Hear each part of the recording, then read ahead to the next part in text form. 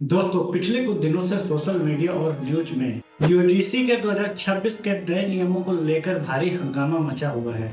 एक तरफ कहा जा रहा है कि भारत के इतिहास का सबसे बड़ा कदम है कॉलेज कैंपस में भेदभाव को रोकने के लिए, वहीं एक तरफ दूसरा वर्ग खास तौर पर जनरल कैटेगरी के स्टूडेंट इसका सड़कों पर उतरकर विरोध कर रहे हैं। आखिर ऐसा क्या लिख दिया है यूजीसी ने अपनी नई गाइडलाइंस में?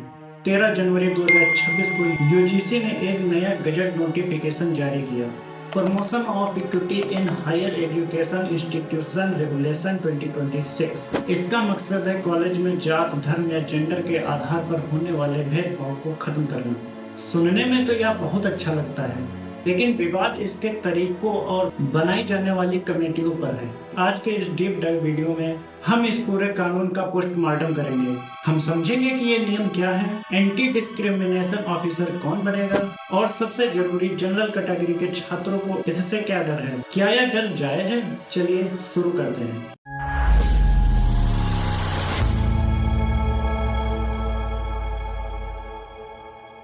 हे गाइस, मैं प्रदीप स्वागत करता हूँ अपने एक और नए वीडियो में। उम्मीद करता हूँ आप सभी लोग अच्छे होंगे, स्वस्थ होंगे। चलिए शुरू करते हैं। यह कानून क्यों जरूरी था? सबसे पहले यह समझते हैं कि 2026 में इसकी अचानक जरूरत क्यों पड़ी। दोस्तों, भारत के बड़े बड़े संस्थानों आईआईटीज, एआईआईएमएस और सेंट्रल यूनिवर्सिटीज से पिछले कुछ सालों में बहुत ही दुखद खबरें आई, चाहे वो रोहित वेमुला का केस हो या फिर हाल ही में आईआईटी बॉम्बे की दर्शन सोलंकी का मामला। इन घटनाओं ने सिस्टम को हिलाकर रख दिया। सुप्रीम कोर्ट ने भी कई बार सख्त लहजे में कहा कि शिक्षण संस्थानों में जातिगत भेदभाव एक गंभीर बीमारी है जिसे जड़ से उखाड़ना होगा। 2012 के नियम थे, लेकिन वे इतने सख्त नहीं थे। शिकायतें आती थी और दबा दी जाती थी। इसीलिए यूजीसी ने 2026 में इन पुराने नियमों को बदलकर नए और बेहतर सख्त रेगुलेशंस लागू किए। मकसद साफ है, कैंपस में किसी भी छात्र को उसकी पहचान की वजह से परेशान ना किया जाए। लेकिन समाधान निकालने की कोशिश में क्या नई समस्या खड़ी हो गई है?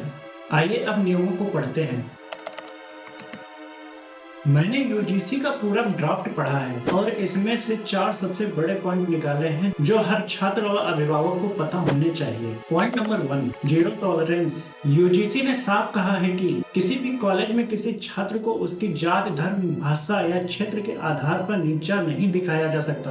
अगर कोई प्रोफेसर या स्टाफ ऐसा करता है तो उस पर सख्त कार्रवाई होगी। इसमें एकेडमिक डिस्क्रिमिनेशन भी शामिल है, यानी अगर किसी छात्र को जानबूझकर प्रैक्टिकल में कम नंबर दिए गए क्योंकि वह किसी खास समुदाय से है तो यह भी अपराध माना जाएगा। Point number 2, anti discrimination officer. हर यूनिवर्सिटी और कॉलेज को अब एक एंटी डिस्क्रिमिनेशन ऑफिसर नियुक्त करना होगा। यह वह व्यक्ति होगा जो पुलिस और कॉलेज के बीच की अहम कड़ी होगा। अगर कोई शिकायत आती है तो वो सबसे पहले एडीओ ही उसे देखेगा। एडीओ मतलब anti discrimination officer. Point number 3, शिकायत का तरीका।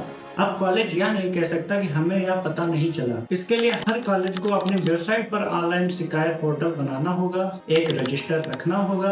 शिकायत करने के 15 दिन के भीतर सुनवाई शुरू होनी चाहिए और सबसे बड़ी बात 60 दिन के अंदर फैसला आ जाना चाहिए, within 60 days. Point number 4, equal opportunity cell. हर कॉलेज में अब एक समान अवसर प्रकोष्ठ बनेगा। इसका काम सिर्फ शिकायत सुनना नहीं बल्कि SC, ST, OBC और PWD मतलब दिव्यांग छात्रों के लिए एक्स्ट्रा क्लासेस, काउंसलिंग और गाइडेंस का इंतजाम कराना भी होगा। यहाँ तक तो सब ठीक लगता है ना?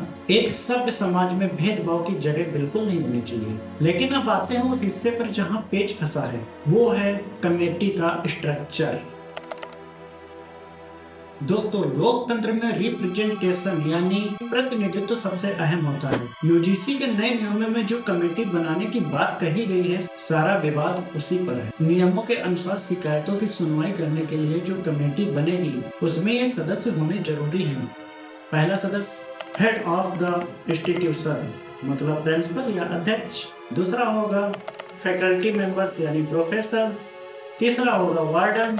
चौथे में होंगे वो छात्र प्रतिनिधि। शर्त यह है, इस कमेटी में SC, ST, OBC और महिलाओं का प्रतिनिधित्व अनिवार्य होगा। अब आप पूछेंगे इसमें समस्या क्या है। समस्या यह है कि इस नोटिफिकेशन में जनरल कैटेगरी के प्रतिनिधित्व के बारे में स्पष्ट रूप से कुछ नहीं लिखा गया है। जो छात्र और संगठन विरोध कर रहे हैं उनका तर्क यह है कि अगर शिकायत करने वाला छात्र जनरल कैटेगरी का है या अगर आरोपी जनरल कैटेगरी का है तो कमेटी में उसकी बात समझने वाला कौन होगा। विरोध करने वालों का कहना है कि यह नियम वन साइडेड यानी एक तरफा हो सकता है। उन्हें डर है कि झूठी शिकायतों के मामलों में अगर कमेटी में बैलेंस नहीं हुआ तो जनरल कैटेगरी के छात्रों या प्रोफेसरों को बिना पूरी जांच के दोषी मान लिया जाएगा। सोशल मीडिया पर लोग पूछ रहे हैं कि इक्विटी का मतलब यह नहीं होना चाहिए कि कमेटी में हर वर्ग का व्यक्ति हो। अगर कमेटी में सिर्फ आरक्षित वर्ग के लोग होंगे तो क्या जनरल कैटेगरी के साथ न्याय होगा? यह एक डर है जो अभी स्टूडेंट्स के बीच में फैला हुआ है। दोस्तों, इस डर को हम पूरी तरीके से खारिज भी नहीं कर सकते और पूरी तरह से सही भी नहीं मान सकते। चलिए इसका विश्लेषण करते हैं। यूजीसी का मंतव्य शायद यह है कि पीड़ित ज्यादातर एससी, एसटी, ओबीसी वर्ग के होते हैं, इसलिए उन्हें अपनी बात कहने में डर ना लगे, इसलिए कमेटी में उनके समुदाय के लोग होने चाहिए। इसे अफर्मेटिव एक्शन कहते हैं। लेकिन कानून सबके लिए बराबर होना चाहिए। अगर एक नया कानून बनता है तो उसमें चेक्स एंड बैलेंस होना जरूरी है। जानकारों का कहना है कि यूजीसी को एक स्पष्टीकरण जारी करना चाहिए कि जनरल कैटेगरी का प्रतिनिधित्व भी सुनिश्चित किया जाए ताकि किसी को भी विक्टिम महसूस ना हो। 2026 के ये नियम अब लागू हो चुके हैं। इसका सीधा असर क्या होगा? प्रोफेसर अब क्लासरूम में कुछ भी बोलने से पहले 10 बार सोचेंगे, जो कि अच्छी बात भी है और डराने वाली भी। झूठी शिकायतों के डर से कैंपस का माहौल थोड़ा तनावपूर्ण हो सकता है, लेकिन पॉजिटिव साइड यह है कि जो छात्र सच में भेदभाव झेलते थे उन्हें अब एक मजबूत आवाज मिलेगी। तो निष्कर्ष क्या है?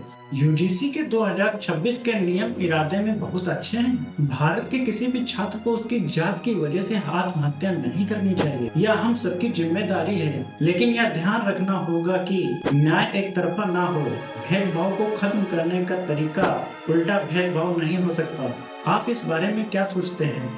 क्या आपको लगता है जनरल कैटेगरी के छात्रों का डर सही है या फिर सदियों से चले आ रहे भेदभाव को मिटाने के लिए ऐसे सख्त नियमों की जरूरत थी? नीचे कमेंट्स में अपनी राय जरूर बताएं। मैं हर एक कमेंट पढ़ूंगा। अगर आपको यह एनालिसिस पॉजिटिव लगा हो तो वीडियो को लाइक करें और अपने दोस्तों को शेयर करें ताकि सबको सही जानकारी मिल सके। मिलते हैं आपसे अगले वीडियो में किसी नई कहानी के साथ। तब तक के लिए जय हिंद, बाय बाय।